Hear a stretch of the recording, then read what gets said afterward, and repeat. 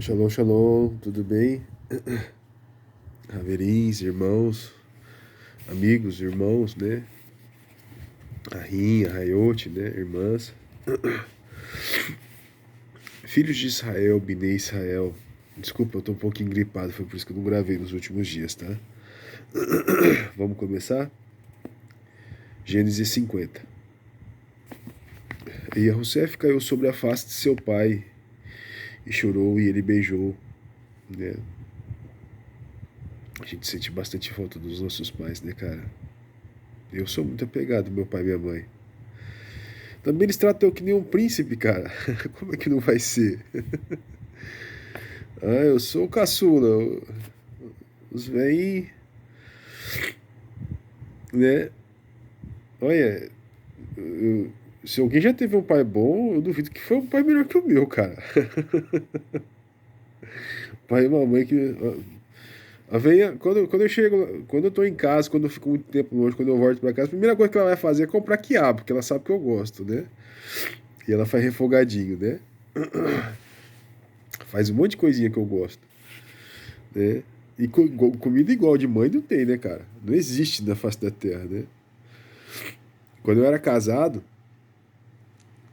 aí a, a minha mãe chegava em casa, né? Que ela ia visitar. Ela falava assim: não, deixa que eu cozinho pro meu filho. Você já cozinhou o ano inteiro, deixa. E aí a minha ex-mulher falava assim: não, mas vou ficar à vontade, a cozinha é sua. Porque ela sabe que eu gosto demais da comida da minha mãe e todo mundo lá em casa gostava, né? Então é isso. A gente sente muita falta dos nossos pais. Então é bom aproveitar enquanto eles estão vivos aqui, ó. Tá vendo aqui, ó, que José se debruçou sobre a face do pai dele, né? E chorou, e ele o beijou. E Yosef ordenou aos seus servos e médicos que embalsamassem seu pai. E os médicos embalsamaram Israel, né? Para aguentar a viagem, né? Para enterrar, né? Naquela época eles tinham tecnologia bem avançada com relação a isso daí, né?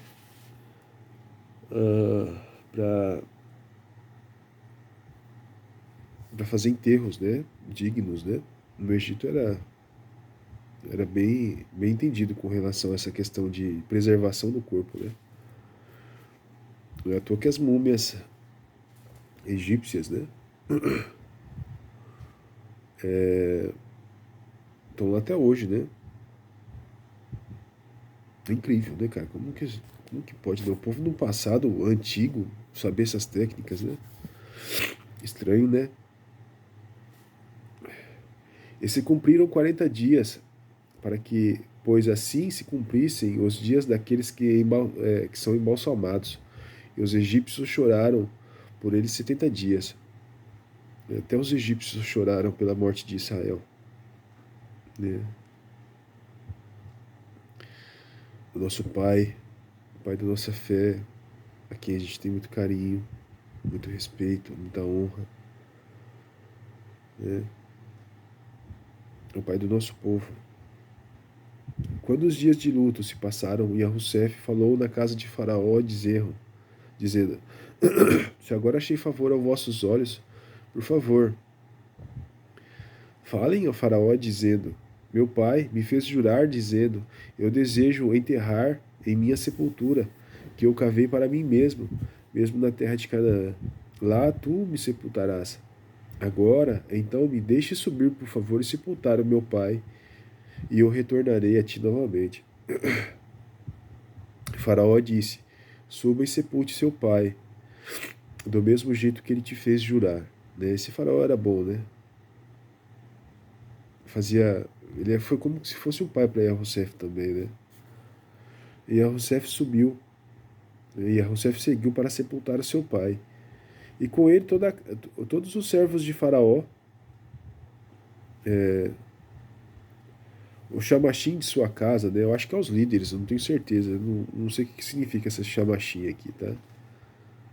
Da terra de Mitzray.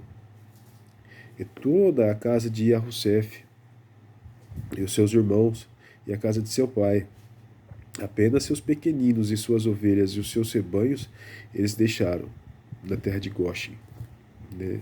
Goshen, como eu disse para vocês, era uma mochave. E mais para frente a gente detalha sobre isso daí, né? Eu vou fazer um estudo só explicando sobre isso.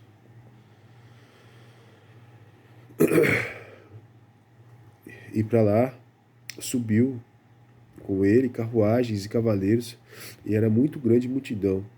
E eles chegaram à Eira de Atad, que fica além do rio Iarden, do rio Jordão. Ali eles plantearam com grande e muita severidade e lamentação. E ele planteou pelo seu pai durante Sheva e Yamin.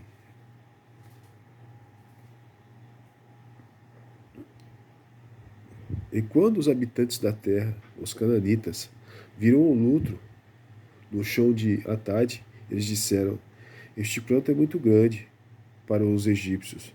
Então o nome dali foi chamado Havel Mitzrai, o qual fica além do Iarden. E os seus filhos lhe fizeram de acordo com tudo que foi ordenado. Porque os seus filhos o levaram para a terra de Canaã e o sepultaram na caverna do campo de Macpelá, que Abraham havia comprado, junto com o campo e com a propriedade, para um lugar de sepultamento em Efron, o Hitita, diante de Maré. E Arosef retornou a Mitzrai. E ele e seus irmãos e todos subiram com ele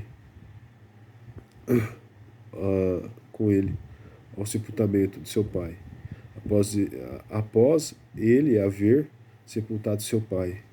E quando os irmãos de Arosef viram que seu pai estava morto, eles disseram: E Arosef talvez nos odeie, e certamente repasse todo o mal que nós fizemos a ele. Então eles enviaram uma mensagem a Yahusef dizendo: Teu pai ordenou antes de que ele morresse, dizendo: Assim dirás a Yahusef: Por favor, perdoe as transgressões de seus irmãos, pelos seus pecados, porque eles fizeram mal a ti, e agora nós imploramos: perdoe a transgressão que os teus servos, do Elohim de teu pai. E Yahusef chorou quando eles falaram com ele. E os irmãos de Yahusef também foram e se prostraram diante dele de sua face. E eles disseram: Nós seremos teus servos. E Yahusef disse-lhes: Não temas, pois estaria eu no lugar de Elohim, de Elohaiã, agora? Mas quando vós maquinaste o mal contra mim, porém Elohaiã quis que isto se tornasse bom, levando a acontecer tal como neste dia, para salvar muitas pessoas. Né? Então não se preocupe que tudo que aconteceu foi por vontade do nosso Pai. Ele deixou que acontecesse. Agora não tema, eu nutrirei vós e vossos meninos. E eles os confortou e falou, tendo Ahavá por eles. Ahavá é amor, né? Em hebraico. Mas não é o mesmo amor que os gregos definem, né? Nossa sociedade copiou muito o romantismo grego, né? Amor é só você ler Roma de trás para frente, né? Mas esse amor que não deixa a cabeça pensar, que não discerne, não consegue discernir do bem e do mal, não é o amor israelita. O amor israelita é o quê? É se doar, né? Dar sua vida pelo outro, pelo próximo, né? Com dedicação, carinho e boa vontade, né? Mesmo para aqueles que fizeram mal pra gente. Aqui, ó. Os irmãos de Yahusef fizeram mal para ele. E mesmo para eles ele fez o bem, não fez? Mas assim, ele foi bobo? Não, não foi. Né? Ele testou os irmãos dele antes, né, para saber que se a maldade deles não ia continuar, né? mesmo se a pessoa for o seu inimigo, né? Você lembra aquelas lutas que tinham entre cavaleiros no passado? Mesmo entre inimigos, você tem que lutar com honra, né? Você não pode passar por cima de tudo para vencer, né? Ou quebrar todas as regras para vencer, né?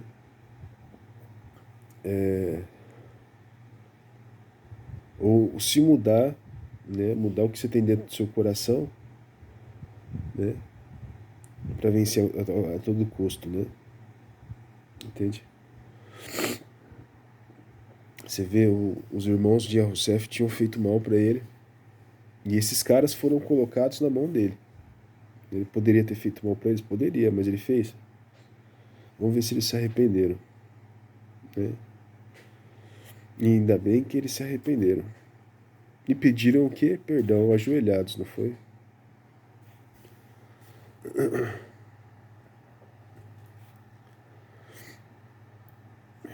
Vamos ler de novo essa parte? Agora não temam, eu os nutrirei, e a vós e vossos meninos, eles o confortou, e falou, tendo a Ravá para com todos eles. E a Rosef habitou em Mitzrai, ele e a casa de seu pai. E a Rosef viveu 110 anos. E a Rosef viu os filhos de Efraim até a terceira geração, e também os filhos de Nahir, filho de Manassés, Nahir, que ficou no colo e no joelho de Yahusef.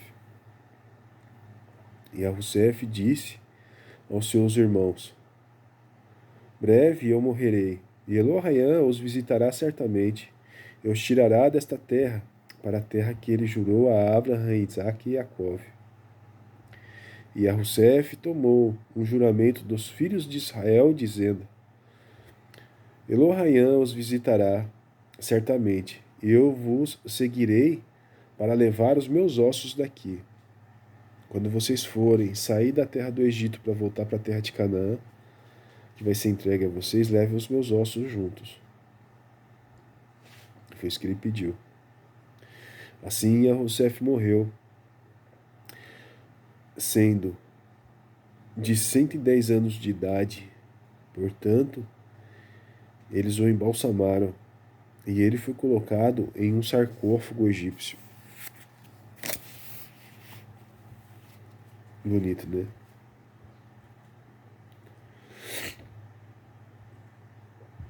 Rapaziada. Chegamos ao final de Gênesis, né? E aqui tá escrito aqui assim, ó. Hazak, Hazak, Venish Hazak, seja forte, que possamos ser fortalecidos. Se você chegou até aqui, parabéns. Não é todo mundo que chega. Significa que você já está escolhido entre o nosso povo, né? Mas não desiste não, guerreiro. Não para no meio do caminho. Os testes são difíceis? São, né? Mas você não é de porcelana, tá? Você não é feito de açúcar, que sai na chuva e derrete. Seja forte, meu irmão. Seja forte, minha irmã, né? Provas virão, né? As tempestades vêm, né? O Criador vem testar você pessoalmente. E vem aprender, e você vai aprender a lidar com ele, né? Ao mesmo tempo em que confia nele, né? Então ele vai abrir a oportunidade para quê? Para que nos testes você confie nele, né? Em todos os momentos. Não se engane. E é isso, né? A gente vê aqui a despedida de nosso pai, né? Um dos pais da nossa fé, né? E depois, com 110 anos, o outro se despede também. É isso. Bom, shalom, shalom, que a abençoe todos vocês no Mashiach Yahushua. E até a próxima. Tchau, tchau.